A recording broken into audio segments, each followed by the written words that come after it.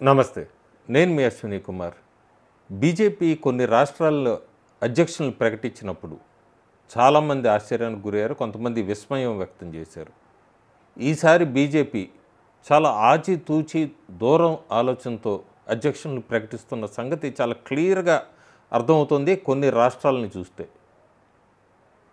ఆ రాష్ట్రంలో దాదాపు పట్టుమని 10 మంది వర్కర్స్ కార్యకర్తలు కూడా ఉండేవాళ్ళు కాదు.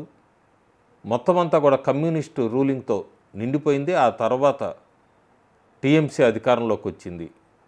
అలాంటి రాష్ట్రంలో ఒక సెన్సేషన్ అని చెప్పచ్చు. 2014 బైపోల్లో బసీరత్ దక్షిణ్ అనే నియోజకవర్గంలో బైపోల్ జరిగినప్పుడు అక్కడ 41% పైన ముస్లిం డామినేటెడ్ నియోజకవర్గంలో మొట్టమొదటిసారి బీజేపీ అభ్యర్థి గెలిచి ఎమ్మెల్యేగా అడుగుపెట్టారో 15 సంవత్సరాల తర్వాత.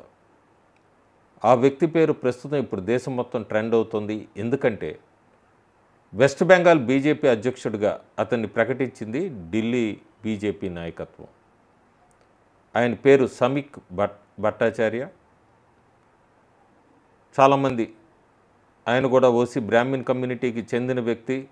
బెంగాలీ భద్రలో కింద చెప్తారు క్లియర్గా. అంటే ఆయన నియామకం 2026 వెస్ట్ బెంగాల్ అసెంబ్లీ ఎన్నికల్ని దృష్టిలో పెట్టుకునే బీజేపీ నాయకత్వం ఆ పదవి ఆయనకి ఇచ్చింది అన్నది బాగా వినబడుతోంది.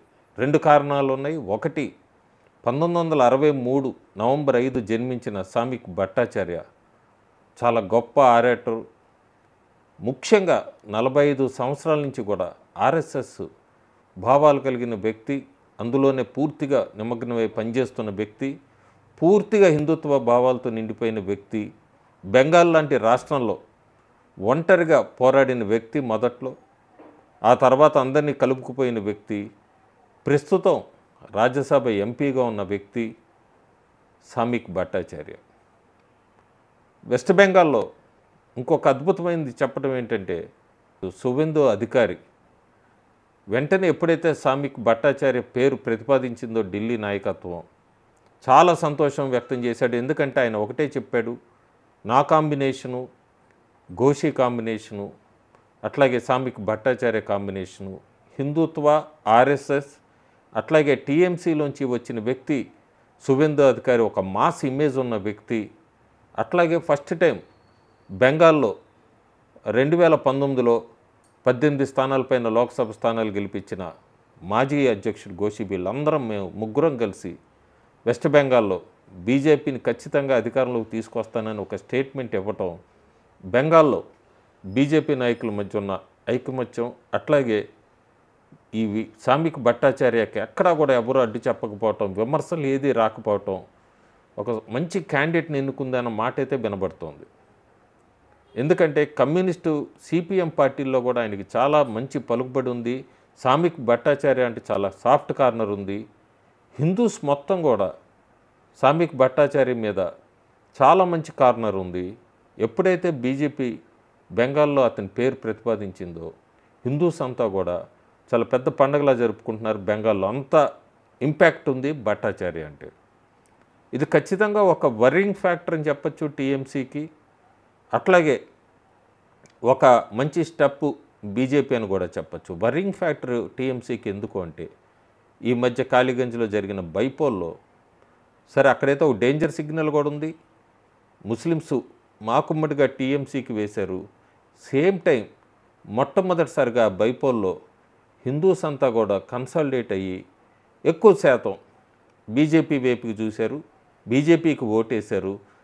హిందూ డామినేటెడ్ బూత్స్ అన్నిట్లో కూడా బీజేపీకే ఓట్స్ పడినాయి మన బైపోల్లో, కాళీగంజ్ బైపోల్లో. చాలామంది చెప్తుంటారు టీఎంసీ గెలిచింది, మీరు ఇవన్నీ ఎందుకని. టీఎంసీ గెలిచింది కానీ రేపు రాబోయే 2026 అసెంబ్లీ ఎన్నికలు రాష్ట్రం మొత్తం జరిగేది ఎక్కడో ఒక నియోజకవర్గం బైపోల్ కాదు. ఆ రాష్ట్రం మొత్తంలో కనుక హిందువులు కన్సాలిడేట్ అవుతే అది ఖచ్చితంగా టీఎంసీకి దెబ్బని చెప్పచ్చు. ఆ కన్సాలిడేట్ చేయగలిగే వ్యక్తి వెస్ట్ బెంగాల్లో సమీక్ భట్టాచార్య. సో చాలా ఆచితూచి చాలా తెలివైన నిర్ణయం అని చెప్పచ్చు. బీజేపీ వెస్ట్ బెంగాల్ అధ్యక్షుడిగా భట్టాచార్యని ఎన్నుకుంటాం. 61 ఇయర్స్ వ్యక్తి. ఆయన ప్రతి నియోజకవర్గం, ప్రతి మారుమూల గ్రామం కూడా తెలుసు బెంగాల్లో. ఆయనకి చాలా పరిచయస్తులు ఉన్నారు.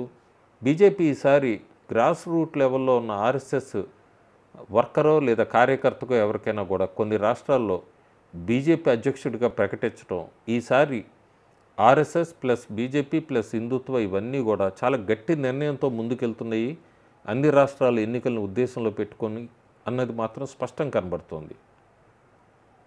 బెంగాల్లో సామిక్ భట్టాచార్య జూలై 3వ తారీఖు ప్రమాణ స్వీకారం చేస్తారు అధ్యక్షుడిగా. ఆయన వెంటనే కూడా క్యాంపెయిన్ మొదలు పెట్టబోతున్నారు, రంగంలోకి దిగుతున్నారు.